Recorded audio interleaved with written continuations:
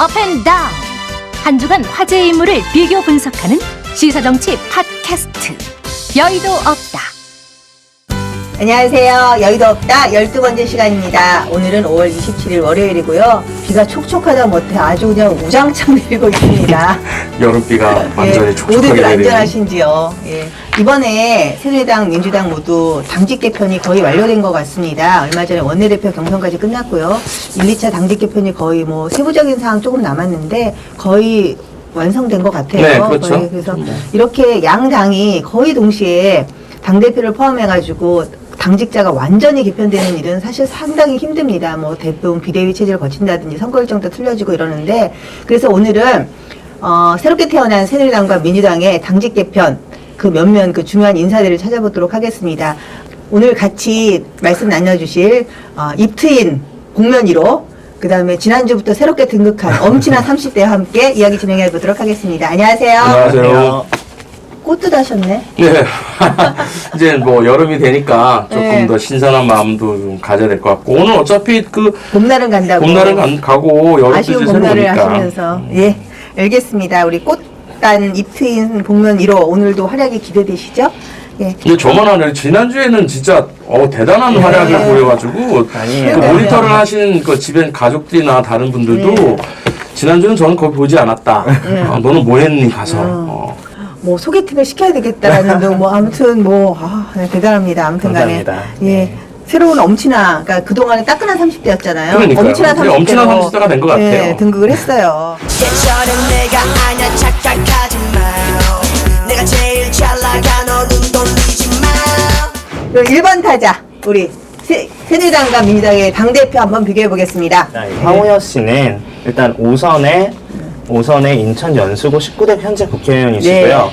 그리고 이분께서는 원래 그 사법시험 합격으로 그 경력이 시작되신 분이세요. 판사 출신이죠. 네, 그리고 이제 요직을 뜯기가 애매한 게 원내대표부터 대표 최고위원, 사무총장 이렇게 한나라당 사무총장 등으로 굉장히 화려한 경력을 지니신 분이시죠. 그러니까 당내 요직 다 거치신 다 분이에요. 거치신 분이에요. 최고위원, 사무총장, 원내대표 거쳐서 당대표까지.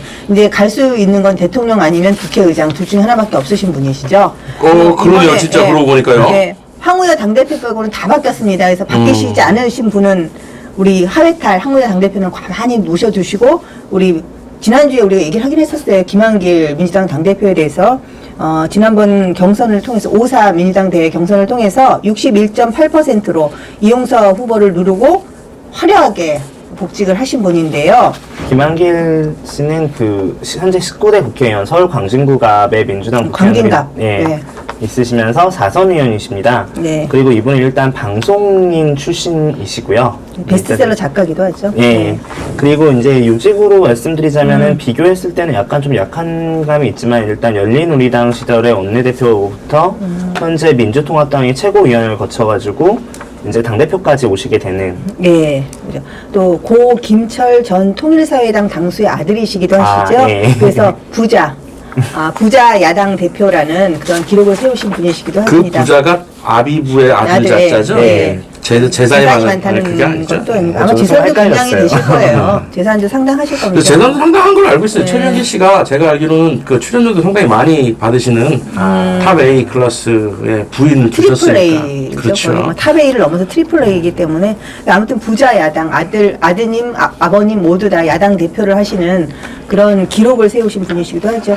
그 김한길 호는 뭐 저번에도 얘기를 했지만 뭐 어떠셨어요? 이번에 그 노무현 추모제 때 친노 세력한테 그 팔꿈치 가격당한 그쵸, 일도 있으셨잖아요. 그거는 제 생각에는 참 민주당 현 주소를 말하는 것이 아닌가라는 생각을 합니다. 지금 어쨌거나 그 경선을 하면서 민주당 내 개파 청산을 기치를 걸고 당선이 네, 되신 분이기도 되셨는데. 하셨고, 그거에 대한 친노 그 세력 개파들의 어떤 반감들은 상당히 많이 쌓일 수밖에 없어요.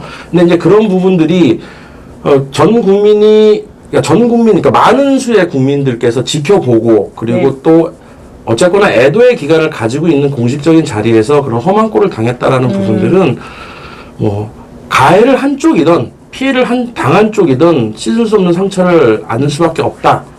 앞으로도 민주당의 그 앞날은 쉽지는 않을 거다라는 걸 단적으로 보여줬죠. 본인도 그렇게 말씀하셨죠. 가슴팍은 아팠지만 가슴속은 더 아팠다. 그런 말을 남겼는데요. 엄청 아팠을 예, 거예요. 그거. 앞으로 진짜. 김한길호, 예.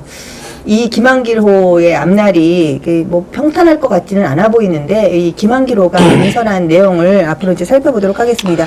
우리 황우여 당대표 존재감이 없다라는 얘기도 좀. 근데 이제 상대적으로 예. 당대표끼리만 비교를 해보면 예. 황우여 대표가 가방끈이 진짜 길어요. 가방끈은 보면은 전반적으로 비교해 그렇죠. 이게 정말 상대적으로 엄청나게 차이가 많이 납니다. 네. 특히나 좀 더 자세히 살펴보면 황우여 새누리당 대표 같은 경우는 네. 법학적으로 갈 수 있는 데까지 다 갔어요. 사법시험 10회 합격이었고요. 네. 그 다음에 학사도 서울대 법학 학사예요. 서울대 법대 출신의 판사. 그리고 출신이시죠? 속사도 법학 속사고요. 네. 박사도 법학 박사. 법학 박사입니다. 그러니까 법적으로는 A부터 Z까지를 다 거치신 네, 분인데 공부를 잘하신 분이시고. 다만 이제 그 상대적으로 김한길 민주당 대표의 학력은 뭐 물론 이게 좀 안 좋다는 얘기가 아니고 상대적으로 가방끈은 학사로 그치셨어요. 지금 요게 조금 더 석사나 이런 것들도 좀 더 공부를 하셔도 될 법한데 대신 이제 베스트셀러 작가시잖아요. 그러니까 공부보다는 이게 문학적인 재능 쪽으로 더 많은 걸 키우신 분이신가? 예, 우리 저기 1번 타자 황우여 새누리당 대표하고 김한길 당대표 각각의 앞날이 어떻게 될지요. 진짜 너무나 궁금한데요. 이제 2번 타자 원내대표. 최경환 원내대표는 이제 현재 19대 국회의원 경북 청산시도군 새누리당 국회의원으로서 3선을 하고 계시고요. 네. 그리고 출신은 이제 행정고시 네, 출신이세요. 행정고시 출신이시죠. 행정고시 출신답게 아마 일단 기획재정이나 전체적인 행정 실무 쪽에 굉장히 강한 모습을 보이실 것 같다는 생각이 들고요. 네. 전병헌 원내대표는 19대 국회의원 똑같이 이제 저희 동네셨어요. 서울 동작구가 민주통합당으로 동작갑, 네. 동작갑으로 하셔서 3선 의원이시고요. 이분은 이제 80년대 중반에 평화민주당 당료로 시작하셨죠. 예, 평화민주당 예. 당직자 출신이세요. 그러면서 김대중 정부 때 네네. 국정종합실장 그렇죠. 국정상황실장, 국정후보처 차장도 역임하셨고 그래서 주 요직을 국정상황실장 거쳤죠. 거치셨습니다. 네. 그리고 또 이제 18대 때는 민주당 간사를 맡아서 미디어법 투쟁을 하면서 강한 면모를 보이시기도 하셨고요. 또 이번에 원내대표 보면 역전승하셨죠. 그렇죠. 이번에 네. 역전승했죠. 그건 참 대단한 것 같고 네. 그래서 이제 뭐 결선 아니 이제 투표에서, 원내대표 네. 얘기가 나오다 보면 아무래도 6월 국회 얘기, 임시국회 얘기를 안 할 수가 없습니다. 특히나 이제 네, 6월 임시국회 일정이 잡혔죠. 그렇죠. 6월 6월 일정 3일부터 잡혀서. 7월 2일까지. 네, 이제 양당의 그 국회 대표 교섭단체 대표자 연설도 이제 잡혔어요. 네, 6월 그래서 4일, 5일. 새누리당 같은 경우는 이제 그 최경환 원내대표가 네. 교섭단체 그 대표 연설을 하게 되고 민주당 같은 경우는 김한길 당대표가 이제 교섭단체 대표를 한다라고 이제 양당 간에 이제 합의가 된 상태가 됐고요. 기본적으로 6월 민생 그 임시국회가 이제 민생국회가 돼야 된다라는 거는 양당이 이제 일정한 합의를 했는데 주요 사안에 대해서는 최경환 새누리당 원내대표하고 그다음에 전병헌 민주당 원내대표가 좀 상당히 많은 부분에 있어서 시각차를 보이는 부분이 있습니다.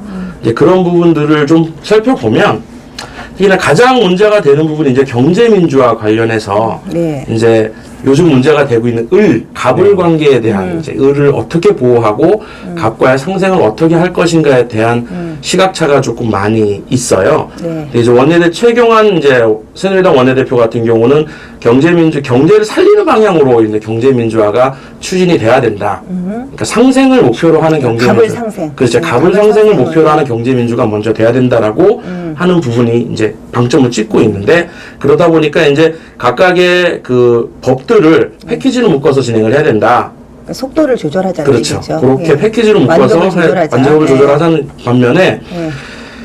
전병헌 민주당 원내대표 같은 경우는 좀 강경한 입장을 좀 많이 보이고 네. 있습니다. 특히나 이제 그 경제민주화 법안 처리에 있어서 굉장히 좀 강경한 입장을 보이고 있어서 이게 과연 6월 임시국회 때 원만히 처리가 될 것인가에 대한 부분이 좀 초미의 관심사가 되어 있죠. 전병헌 원내대표 같은 경우에는 이제 을 보호하자라는 입장에서 6월 임시국회 때 매듭을 짓자라는 입장이죠. 그렇죠. 지금 경제민주화 법안이 83개 법안 정도가 지금 상정이 돼 있다고 하는데 다 이제 뭐 처리하자는 입장이에요. 그래서 지금 언론에서 얘기한 것처럼 둘 다 강대강인데 첫 번째 대결이 이제 6월 임시국회가 되겠네요. 근데 이제 제가 조금 더 지금 희망을 가지고 있는 거는 최경환 호에다가 조금 더 희망을 갖고 있어요. 예. 왜냐하면 최경환 새누리당 원내대표가 생각보다 이게 소통을 중시하는 예, 행보를 소통을 좀 보이고 중시하시죠. 있습니다. 그래서 야당과의 어떤 대화도 좀 많이 하려고 하고 있고. 3통을 주장하셨죠. 그렇죠. 당내 소통, 청와대 소통, 야당 소통. 네, 맞습니다. 그 중에서도 이제 당내 소통을 이제 세세한 에피소드 하나가 이제 신문에 좀 재미난 기사가 하나 났어요. 네, 요것도 어떤 좀 건가요? 매일신문에서 이제 기사가 났는데요. 최경환 신임 원내대표가 22일 날 하루 동안에 새누리당 의원들에게 꽃배달을 나섰다라는 기사가 있어서 제가 이거 자원봉사하러 갔나 이래서 좀 봤더니 좀 재미난 기사였는데 최경환 원내대표가 원내대표로 선출된 다음에 굉장히 많은 이게 이제 뭐 여의도 주변에서 굉장히 많은 화환을 보내잖아요. 네. 당선 축하한다고 이제 난도 보내고 화분도 보내는데 그 화분들을 다 모아서 당에 있는 새누리당 소속 국회의원들에게 다시 다 일일이 돌려드려야 됩니다. 그러니까 받아서 원래 이제 다른 분들이 받은 거를 감사하다고 당선 인사 선물을 보내드린 거죠. 그게 이제 사실 신인 당직자, 여의도에 있는 친구들 말 들어보면 신인 당직자가 당선됐다고 당선 선물을 보내는 경우는 좀 이례적인 경우인데 그거에 대한 배경은 사실 최경환 원내대표가 당선될 때 굉장히 적은 표차로 예상보다 적은 표차로 당선이 됐어요. 한 8표 차로 당선이 됐다 보니까 그만큼 새누리당이 겉에 밖에서 보기에는 굉장히 무기력하게 보이지만 실질적으로는 굉장히 역동적으로 움직이고 있다는 그렇죠. 얘기를 내부적으로도 하죠. 의견이라든지 이런 부분들이 굉장히 생산적으로 많이 움직이고 있는 증거죠. 그러다 보니까 이제 최경환 원내대표 같은 그게 좀 그 적은 표차가 부담이 될 수밖에 없어요. 새로 지도부가 움직이러 가는 과정에서 그러다 보니까 당의 중진이라든지 이런 쪽에다가 손을 먼저 내미는 기다리는 것이 아니라 적극적으로 자신이 손을 내밀어서 소통을 하겠다라는 의지로 그렇게 이제 난을 보내고 당선인 선물을 보냈지 않았나. 화분 소통을 하셨군요. 그러니까요. 최경환 원내대표에 대해서 조금 더 말씀을 드리면 최경환 원내대표는 뭐 원조 친박, 사실 친박이라는 표현이 뭐 적당치는 않습니다만 원조 친박으로 알려져 있죠. 2007년 한나라당 대선 후보 경선 당시에 박근혜 캠프의 종합 상황실장을 맡으면서 등장을 합니다. 이명박 정부 때 지식경제부 장관을 맡았는데요. 그때도 세종시 문제를 가지고 세종시 수정안에 반대를 하죠. 그래서 이명박 대통령의 이재호 의원에 빗대서 최재호라는 별명을 얻게 했던 분이시고요.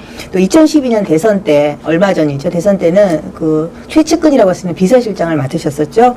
그래서 그 당시에 뭐 인해 장막 속에서 원조 친박계 의원들 다 물러나라고 하는 그런 퇴진 운동이 있었는데 그때 또 과감하게 또 퇴진하시기도 하신 분입니다. 어떻게 보면 물러날 때와 나설 때를 구별하실 수 있는 아는 분이시죠. 본인이 얘기하셨어요. 신뢰가 있어야 쓴소리도 할 수 있는 법이다. 그래서 아까 말씀드린 3통, 당내 소통, 청와대 소통, 또 야당 소통 이런 3통을 통해서 국정을 주도하는 강한 집권 여당을 만들겠다. 뭐 이런 얘기신데 전병헌 민주당 원내대표의 그 성격은 어떻게 좀 강경파로 분류가 되는 강경파로 거죠? 분류되죠. 이분 그러니까 지금 최경환 원내대표는 강한 여당, 전병헌 원내대표는 선명 야당이에요. 그러니까요. 예, 그래서 굉장히 강하죠. 특히 이분이 이제 강성 이미지를 얻게 된 게 뭐 당뇨 출신이기도 하지만 뭐 민주화 운동이나 이런 운동을 통해서 강성 이미지를 얻었다기보다는 의정 활동을 통해서 얻으신 부분이 네. 커요. 18대 때 미디어법 투쟁을 통해서 굉장히 강경한 운동을 하셨고요.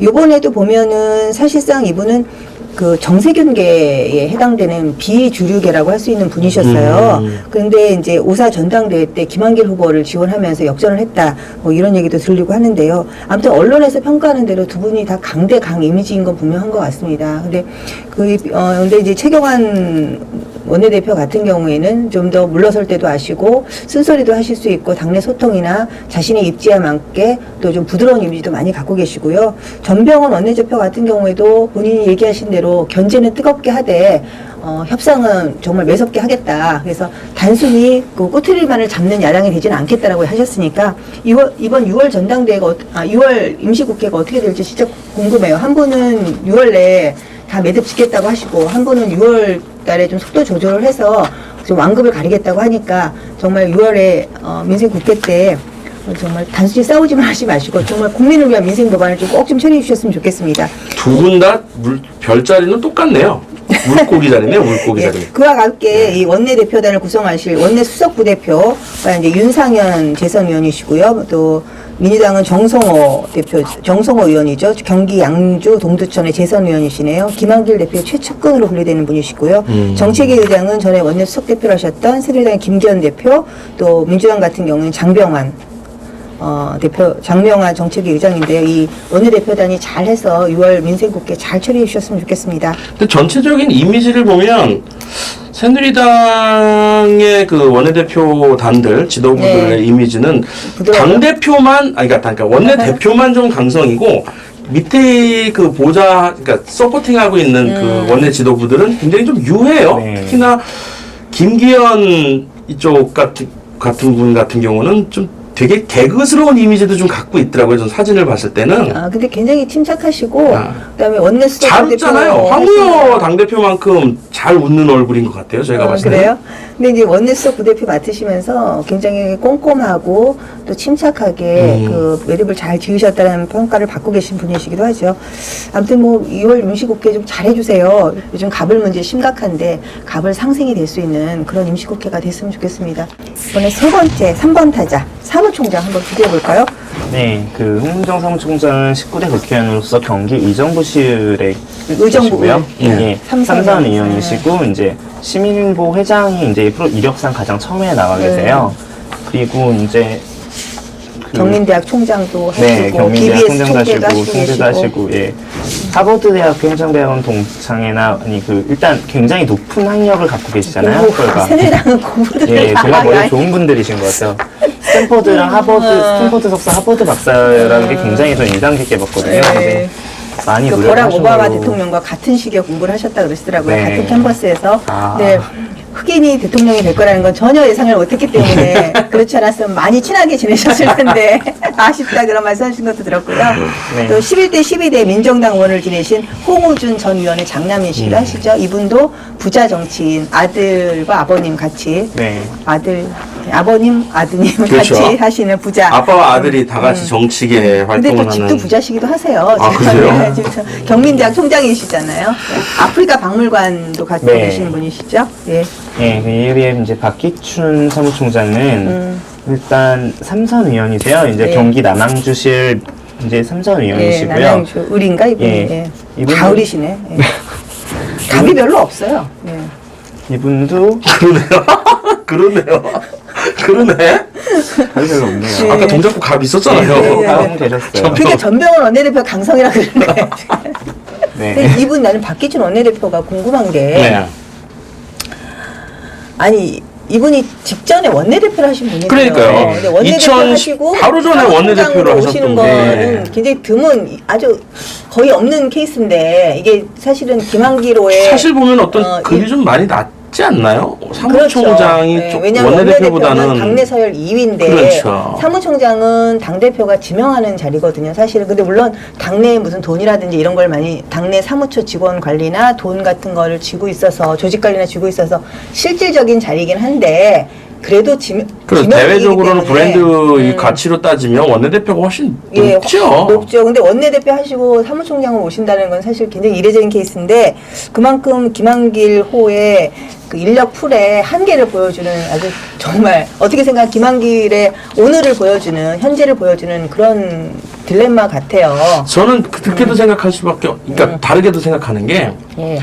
원내대표를 하셨던 이렇게 힘이 있는 분이 오셔가지고 네. 지금 사무총장 되자마자 지금 칼을 빼드신 게 네. 민주당 사무처 직원들 네, 구조조정 네. 명예퇴직을 받고 이제 사무처 구조조정에 칼을 빼드셨어요. 제일 먼저 하신 1인당 얘기죠. 4억씩 준다 그러면 이거 웬만한 대기업보다도 많이 준다고. 그러니까 이게 좀 더 근데 이게 살펴보면 좀 문제가 되는 게 뭐냐면 그 기업의 정년 연장을 예. 많이 하지 않습니까? 정년 연장을 위한 법안을 추진하고 있는데 그래도 또 자기 당은 또 이렇게 자르시네요. 정년 자기 당에서는 또 무슨 그 명예퇴직 받아가지고 네. 이걸 뭐 받겠다 새로운 사람을 뭐 그렇죠. 수혈하겠다 이거 참 그런 것 같아요. 한편으로는 고령자를 위한 일자리 창출을 막 밖에 나가서 부르짖으면서 안에서는 또 뭐 이런 거 하는 게 좀 이율배반적인 행동인 것 같기도 하고. 박기춘 사무총장이 말하는 것은 이제 구차한 변명처럼 저는 들리긴 하는데 그러니까 대상자가 기본적으로 당의 그 민주당에 있는 당직자들 중에서 국장과 부국장급들 한 105명을 대상으로 지금 한 10명 국장과 정도를 부국장 그렇게 많아요? 그러니까 저도 깜짝 놀랐어요. 그분들 대상으로 명예퇴직을 신청을 받고 있어서 한 10명 정도를 받으려고 한다고 하는데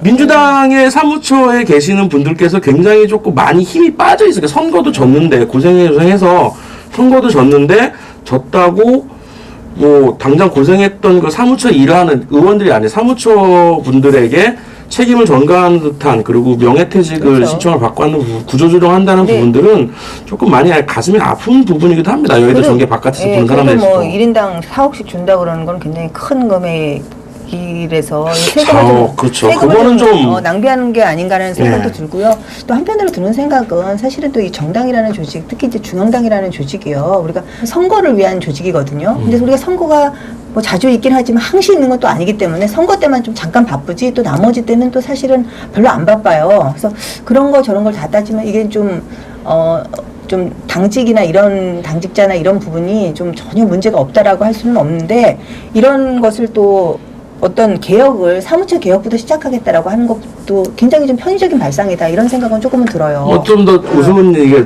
민주당 사무처 그 구조정부 관련해서 좀 더 재미난 얘기를 좀 하냐면 그 당 사무처만큼은 가불이 뒤바뀐 조직이다라는 얘기를 해요. 왜냐? 당 사무처는 정규직이거든요. 근데 사무처의 인사권을 쥐고 있는 당직자들은 계약직이란 말입니다. 국회의원들이 계약직이거든요. 4년 계약직이에요. 그렇죠. 그렇죠. 그래서 비정규직이지. 비정규직이 정규직을 잘라내고 돈을 월급을 주고 결제를 다 가지는 가불이 정말 뒤바뀐 조직이 여의도 정당 조직이다라고 맞아요. 한탄을 하면서 그 소주를 마시는 소리를 얼핏 들었습니다. 네. 그래서 참 이런 것도 가능하겠구나. 요즘 가불 관계 얘기를 하다 보니까 하도 문제가 많은데 이제 우리 아무튼 가불 관계는 정말 그 가슴 처절한 사연도 많지만 또 따지고 보면은 또 조금 뒤바꿔서 얘기를 해보면 또 재밌는 사연도 있을 수 있어요. 그 다음에 한번 날 잡아서 해보기로 하고요. 우리 또 홍문정 사무총장 같은 경우에는 좀 우리 한나라당 시절에 제명당한 경험도 있고 다시 복당을 한 적도 있고요. 피선거권을 박탈당한 적도 있고 아무튼 그때 제명시킨 분이 황우영 대표 아니시던가요?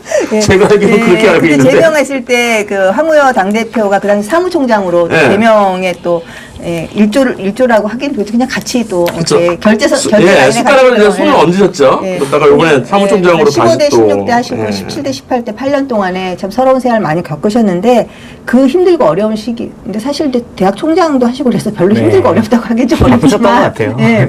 네. 근데 그 시기에도 항상 박근혜 대통령을 지키신 분이세요. 참 의리가 있는 분이신 것 같아요. 예, 우리의 그 부분은 우리의 돌쇠라고 해야 되나요? 그리고 그 힘든 시기를 본인이 거쳐왔기 때문에 다른 사람에 대한 배려도 그러니까 만약에 15대, 16대에서 쭉 그냥 하셨으면 그런 모습이 없으실 수도 있는데 8년 동안의 원외 생활을 하시면서 본인 다른 사람에 대한 배려 또 더 낮은 자세 그다음에 이런 마음이 더 깊어지신 것 같아요. 그래서 정치인으로서는 아마 한 단계 더 크게 되는 그런 8년의 세월이 있지 않았을까. 이번에 사무총장으로 화려하게 복귀하셨는데요. 우리 어떻게 봐야 될까요? 황우여 대표 2기로 봐야 되나요? 아니면은 언론에서는 황우여대 2기라고 보고 있죠. 예. 근데 사실은 황우여 대표 2기라기보다는 박근혜 대통령이 당선되고 첫 당직이죠. 그렇죠. 그러니까 첫 당직이죠. 박근혜 대통령과 함께 당청 관계를 제대로 된 수평적인 당청 관계, 생산적이고 건설적인 당청 관계를 이끌어갈 첫 번째 당직의 가장 중요한 인선 중에 하나인 사무총장을 맡으셨어요. 정말 기대된 바 큽니다. 그 힘든 원외 생활 거치셨으니까 그 원외 생활의 그 배움 그대로 정말 낮은 자세로 국민을 섬기고 그러한 모습으로 새누리당을 더욱더 혁신하시는데 앞장서주시리라 믿고요. 우리 제가 박기춘- 조금 더 다른 얘기를 네. 한번 하자면 다른 얘기죠. 이건 좀 재미난 얘기인데 그러니까 요번에 이걸 준비를 하면서 이렇게 네.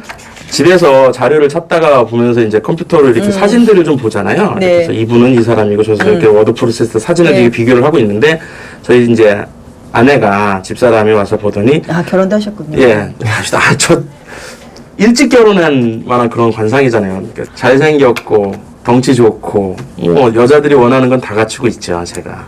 이게 진짜 일리 없어 꿈속인 게 틀림없어 하여튼 뭐 그래서 저희 와이프가 딱 보더니 당대표하고 당대표 있고 원내대표가 쭉 있는데 쭉 사람들 한 8명 정도가 이렇게 쭉 있었어요. 그래서 제일 잘생긴 사람이 홍문종 사무총장이다.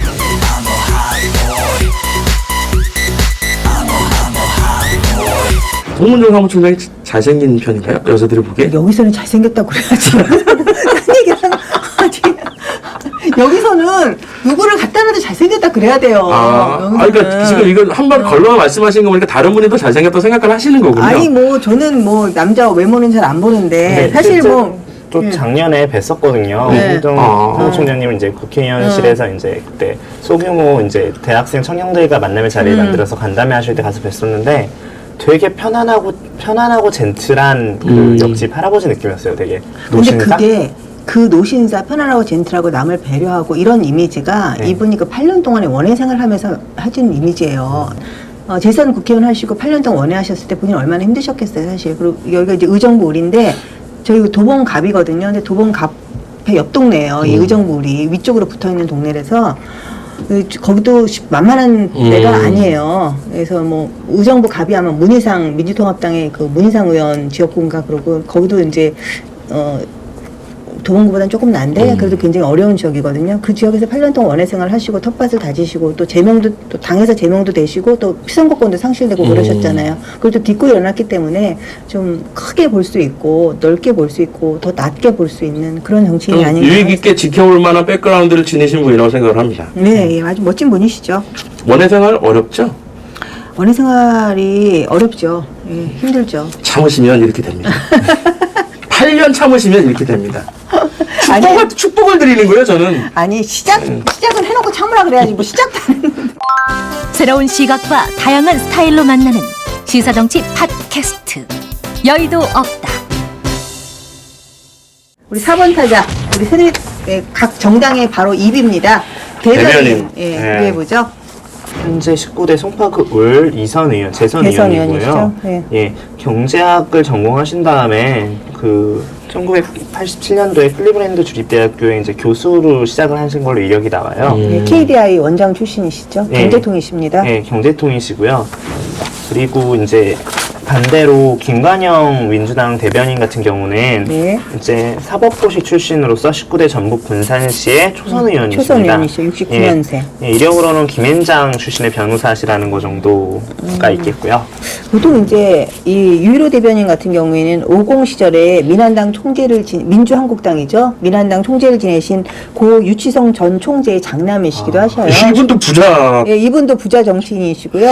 제가 강조가 네, 유일호 대변인 같은 경우에는 이제 55년생, 굉장히 이분도 동안이시지만 58세, 예. 55년생이시거든요. 아니 보통 이제 우리가 대변인은 보통 이제 언론인 출신 그렇죠. 저도 그 부분이 제일 아니면 의아했어요. 이제 입 역할을 하다 보면은 이게 명예훼손이나 이런 법률적인 걸 걸릴 수가 있어서 법조인 출신이거나 그 예. 둘 중에 하나가 변호사 많이 하시죠. 출신들. 그러니까 예. 법조계 출신이거나 언론계 출신들이 많이 하시죠. 근데 법조계 출신보다 지금 언론계 출신들이 많이 해요, 사실은.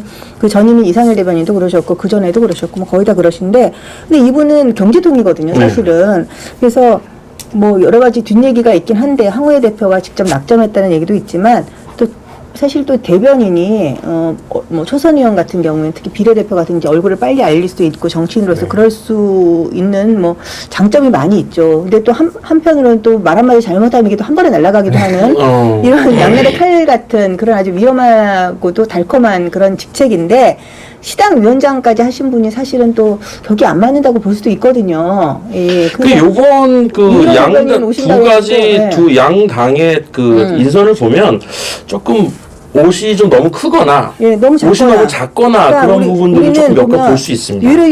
유일호 위원 대변인 같은 55년생인데 지금 민주당 같은 경우는 수석 대변인, 우리는 이제 남녀 대변인을, 우리가 아니라 새누리당은 남녀 대변인 체제죠. 공동 남녀 대변인 체제인데 민주당은 수석 대변인을 두고 그 밑에 또 대변인을 두는 그런 체제예요. 그래서 김관영 수석 대변인인데 이분이 69년생입니다. 그러니까 지금 유일호 의원하고 14살 정도 차이가 지고요. 그다음에 이제 배재정 의원이 이제 여성 대변인 비례고요. 박용진 대변인 이제 원외 출신이거든요.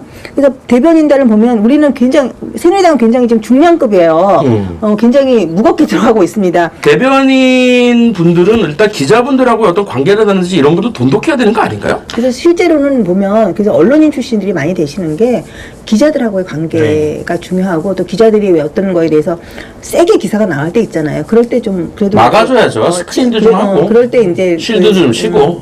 이제 신뢰관계나 그동안에 이제 뭐 영향력이나 이런 걸 통해서 좀 이렇게 다운시킬 수도 있고, 그래서 이제 언론에 영향을 줄 수 있는 그런 언론계 출신이나 아니면은 이제 법률적인 영향을 검토해서 법조계 출신들이 사실 많이 되시는데, 이번에 굉장히 이례적이신 것 같아요. 아마 뭐 경제 출신이 법조 경제 쪽 황우여 대표가 경제 쪽에 대한 대변할 게 너무 많다. 당의 입장을 좀 정확하게 좀 얘기하자. 그런 의중으로 한 걸 수도 있지 않겠습니까? 뭐 경제 민주화에 경제 민주화 법안 관련해서 그럴 수도 대변인이 있어요. 경제 통일 물어보면 다 대답할 창조 경제 뭐 A부터 Z까지 한마디 얘기할 수 있다. 뭐 이런 쪽으로 그러실 한 수도 수도 있고. 있지 않을까. 그쪽이 워낙 어렵죠. 또 뭔가 또 이게 새누리당이 좀 이렇게 좀 대변인의 품격을 높이고 해서 이제 말 장난이 아닌 정말 품격 있는 그런 대변인을 위해서도 이렇게 대변인의 격을 굉장히 중량감 있게 하셨던 것도 있고요. 저도 사실 그 뜻을 저희가 어떻게 알겠습니까? 좀 더 6월 달에 그 네. 농평 나오는 거나 대변인 브리핑 자료를 보면서 네. 유일호 대변인과 그 김관영 대변인의 어떤 근데 요즘 유일호 대변인 논평도 하나도 안 나오시고 임명만 받고 어디 가셨나요? 안 나오시대. 그래요? 예, 아무튼 대변인단은 상당히 의외였습니다. 저희 뭐 이게 중량감 있는 진짜 무게감 있는 우리 새누리당의 유일호 대변인, 또 민현주 대변인, 그다음에 다소 경량감이 있다고 평가가 되지만, 그러나 또 민주당의 그 대변인단 논평 스타일이 아주 그냥 나 신랑하죠. 아마 직선 스타일이죠. 예, 그래서 김관영 수석 대변인, 배재정 대변인, 박용진 대변인, 이 각 당의 입들이 앞으로 어떤 활약을 할지 한번 지켜보십시오. 너무 재미있는 관전 포인트 같습니다. 5라운드 시작하겠습니다. 예, 최고위원 한번 비교해보죠. 자, 새누리당 최고위원분들은 일단 이해훈 최고위원이 있으시고요. 예, 이해훈, 정우택, 심재철, 유기준 최고위원 득표순입니다. 네. 이번에 이거 선출직이죠? 예, 여기 선출직이 네 분. 이해훈, 네. 정우택, 심재철, 유기준 의원이시고요. 요번에 지명직만 해주시죠. 뭐 저번에는 저기 한기호 의원하고 네. 유스택 의원 한기호 정도만 의원하고 예. 유스택 위원장. 한기호 의원은 강원 철원군 하천군의 재선 의원이시고요. 네. 이제 이분은 군인이셨어요. 육군교육사령관에서 이제 군사학회 이사장을 맡으셨다가 이제 네. 이번에 최고위원이 되셨고요. 유스택 최고위원 같은 경우는 광주 시당위원장 강주 출신이죠. 시당위원장 출신이죠. 예. 그래서 한교 의원 같은 경우에는 이제 강원도에 대한 배려고요. 유스택 광주시당 위원장 같은 경우는 호남에 대한 배려인데, 기본적으로 새누리당의 지명직은 충청과 호남을 배려했던 걸로 제가 알고 있는데요. 네, 예. 근데 요번에는 강원 쪽을 배려를 했네요. 네. 근데 저는 그런 생각이 드는 게, 뭐 아마 충청은 지금 정우택 최고가 들어가 있기 때문에 예, 그러신 것 같고, 지금 서울은 중요하다고 맨날 하지만, 서울의 민심이 중요하다고 각종 선거 때마다 얘기하지만 48개 지역구 중에서 지금 32개가 원외거든요. 예. 그리고 지금 최고위원 중에서 뭐 이혜원 최고 같은 경우에는 사실은 여성 몫으로 들어간 경우고, 현재 또 원외이기 때문에 서울을 대표한다고 볼 수도 없고요. 그래서 좀 그런 점은 좀 아쉬운 것 같아요, 항상. 그 새누리당에서 어떤 서울을 배려한다라는 것도 좀 조금 그렇지 않을까? 라는 생각이 드는데. 뭐가 그렇지 않아요? 아닌가? 네. 어떻게 느끼세요? 새누리당이? 새누리당은 일단 배려가 아니라 서울을 다루기가 굉장히 계륵이라고 표현을 할까요? 왜냐하면 투자 대비 효율을 뽑아내기도 어렵고, 그렇다고 버려두기도 어려워서 아무래도 정확한 좀 표현 같아요. 아. 우리 저기 민주당 지명직 최고위원 한번 보죠. 예, 선출직은 민주당은 저번에 우리가 5사 전당대회 때 달았으니까 신경민, 조경택, 양승조, 우원식 의원 순이고요. 네. 이번에 지명직 최고위원 두 분 예, 소개시켜 주시죠. 이용득 최고위원과 박혜자 네. 최고위원이 있습니다. 이용득 많이 들었던 이름입니다. 이분은 별명이 직업이 최고위원이 별명이에요. 지금 한명숙 대표, 이해찬 대표, 문희상 비대위원장부터 해가지고 요번까지. 그러니까 이것도 지금 박기춘 사무총장처럼 김한길호의 그 인재풀의 한계를 보여주는 거거든요, 사실은. 그렇죠. 기본적으로 네. 호남, 그러니까 그 민주당 같은 경우 지명직 최고위원 3명 아닌가요? 3명인데 2명밖에 지명도 못했고, 또 외부 인사를 영입하려고 했는데 외부 인사 영입도 실패를 했어요. 그래서 그대로 이제 갔는데, 누가 지금 상황에 민주당의 최고위원으로 들어오려고 하겠습니까? 이 민주당의 지명직 최고위원을 지명하는 날, 바로 같은 날 안철수의 싱크탱크죠. 내일에 연구소장하고 이사장에 장하성 최정집 교수. 그렇죠. 최정집 교수, 장하성 교수가 영입됐죠. 두 분은 그거 어떻게 보세요? 그 안철수의 그 싱크탱크 최장집 교수하고 장하석 교수하고 안철수 교수 조합이 괜찮은 조합인가요? 어느 부분에서도 좀 많이 그러니까 좀 대척되는 부분들이 조금 있지 않습니까? 큰 제가 틀에서 알기로. 그런 것 같아요. 왜냐하면 정당의 역할론을 봐도 최장직 교수는 정당의 역할론을 굉장히 중요시하는 반면 안철수는 정당 또 역할을 좀 축소하겠다라는 그렇죠. 거고, 또 재벌의 역할을 봐도 최장직 교수는 재벌의 긍정적인 역할을 강조하거든요. 긍정적인 역할이 있다라고 보거든요. 반면에 장하성 교수는 재벌의 부정적인 역할을 굉장히 강조하는 사람이고, 굉장히 조합이 굉장히 좀 모순되지 않나 그런 생각해요. 그러니까 이 뭐냐면 싱크탱크잖아요. 네. 생각만 하는 곳이잖아. 행동은 안 하고. 행동을 할 필요가 없지. 액션 탱크가 아니거든. 싱크탱크니까 그러니까 뭐- 생각은 많이 하자. 생각은 많이 하고 그냥 행동은 안 한다. 행동은 뭐 따로 뭐 액션 택시? 가면. Mr. Taxi Taxi Taxi 지금 즉시 따라올 수 있겠니 잡힐 듯 말 이번에 그 대갈적인 건 좀 본 것 같고요. 이번 인선에서 어떤 뭐 특징 같은 거 좀 하나씩 얘기해 주시죠. 마지막으로. 뭐 부자 정치인들이 굉장히 많이 중용이 되었다. 네. 오늘 들어보니까 키워드가 부자인 것 같아요. 부자, 그러니까 직업으로서 정치를 대를 이어서 하는 정호택 분들. 최고위원도 부자정신. 그러니까 굉장히 양당이 다 그런 분들이 좀 많다라는 걸 네. 좀 새롭게 우리가 좀 볼 수 있었고요. 네. 전반적으로 다 잘생긴 분들이 많이 올라오셨네요. 그러니까 이미지는 되게 인물로 인심 뽑았다. 좋았고, 네. 그다음에 좀 기대가 되는 것들은 강성과 그 어떤 소통을 중시하는 그러니까 강성과 양성이라고 표현해야 되나 뭐라고 해야 되나 유한 분들이라고 얘기를 해야 되니까 유연성이들이 이렇게 좀 적절하게 양당이 조화가 잘 이루어진 것 같아요. 저는 그래서 지금 앞으로 6월 국회라든지 올 하반기 9월에 또 정기국회 있는데 중요한 민생들이 좀 바르게 처리되지 않을까라는 기대감을 물씬 갖게 합니다. 아, 좋은 말씀이십니다. 우리 엘리트 30대는 엄친아 30대는 어떻게 보셨습니까? 저는 그 이슈라기보다는 이번 개편보다 이제 여기 있는 분들이 어떤 사고를 치셨나라고 한번 찾아봤거든요. 그래서 신경민 의원이 요즘 그 인터넷 커뮤니티를 운영금지 가처분 신청을 낸 거에 대해 말이 많은데, 일간 베스트. 거기에 대해서 이제 또 홍문정 의원이 네. 오늘장과 어젯밤에 이제 또 이렇게 반대하는 의견을 내셨어요. 네. 그래서 요 키워드로 움직이는 게 한동안의 이슈로서 만들어지지 않을까 보면서 이제 여기서 신경민 의원이 어떻게 움직이냐에 따라 민주당의 명운이 갈리지 않을까 싶어요. 솔직히 인터넷은 이슈가 굉장히 핫하거든요. 이거 조금만 더 설명을 해주죠. 뭐 어떤 상황이 벌어지고 있는 거죠? 인터넷 커뮤니티 사이트가 여러 개가 존재하는데요. 네. 이제 그 중에 보수 쪽 성향이 강한 사이트가 유일하게 존재하는 게 이 일간베스트라는 네, 사이트입니다. 일베라고 네. 하죠. 만 되게 유명해졌죠. 예. 그리고 이제 어느 정도냐면은 국내 1위 포털 사이트가 네이버인데 네이버랑 거의 동급의 접속자 수를 보유하고 그래요? 있어요. 예, 그러니까 굉장히 영향력이 커지긴 했는데 거기서 이제 다양한 문제들이 발생을 했죠. 근데 이제 성적 문제, 그리고 여성 비하, 그리고 이제 전라도를 지역을 굉장히 비하하는 상황이었어요. 이제 몇 가지 키워드가 이제 커지고 퍼져 나가면서 제재를 가해야 한다는 운동이 있었고 이제 신경민 의원이 총대를 맨 거죠. 가처분 신청을 운영금지 했죠. 가처분 신청을 냈는데 개인적으로 볼 때는 사이트를 폐쇄시키자 이렇게 네. 얘기를 한 거예요? 예, 사이트를 폐쇄시켜야 된다. 운영을 금지시켜야 된다는 거죠. 근데 개인적 의견으로 볼 때는 표현의 자유와 그 사이에서 법적 제재 사이에서 이제 그 논란이 되고 있는데요. 제가 알기로는 우리나라 검찰청이나 경찰청에서 유해 사이트 지정을 해서 폐쇄하는 거는 그 굉장히 좀 뭐랄까 성적인 네. 그런 사이트들 성매매를 알선한다든가 아니면 성의 어떤 매춘을 알선하는 그런 사이트들은 제가 알기로는 네, 유해 사이트로 유해 지정을 해서 사이트 막고는 있는데 일베가 그런 그 정도 사이트는 아니잖아요. 예, 그렇죠? 그 정도 영향은 아닌데 이제 국민 정서에 반한다라는 의견이 굉장히 강하거든요.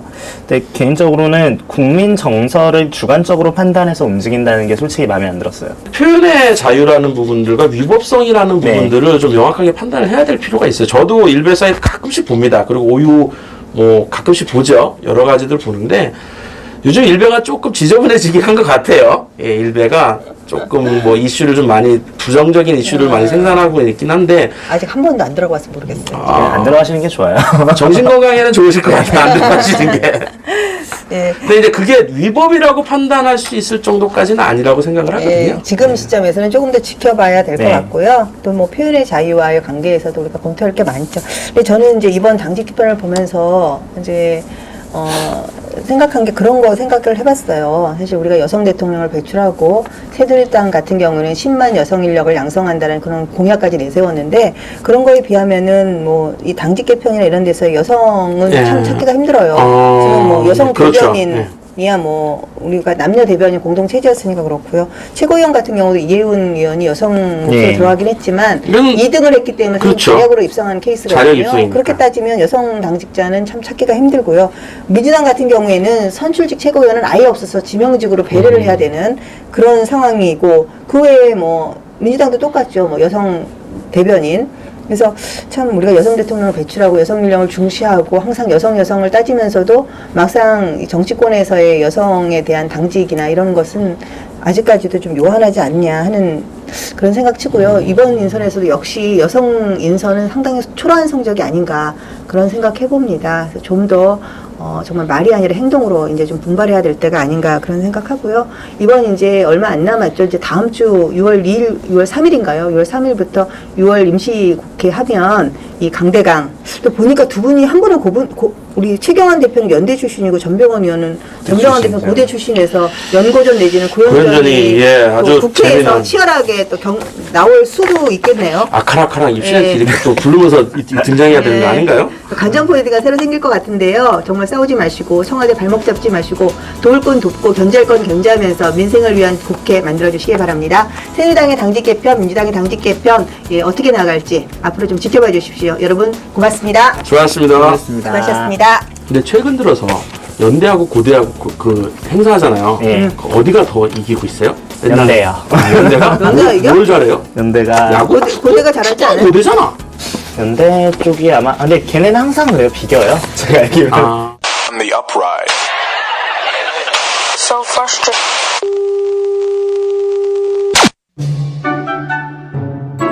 당신 주위에 가장 믿을 수 있는 사람을 떠올려 보세요. 어떤 사람인가요?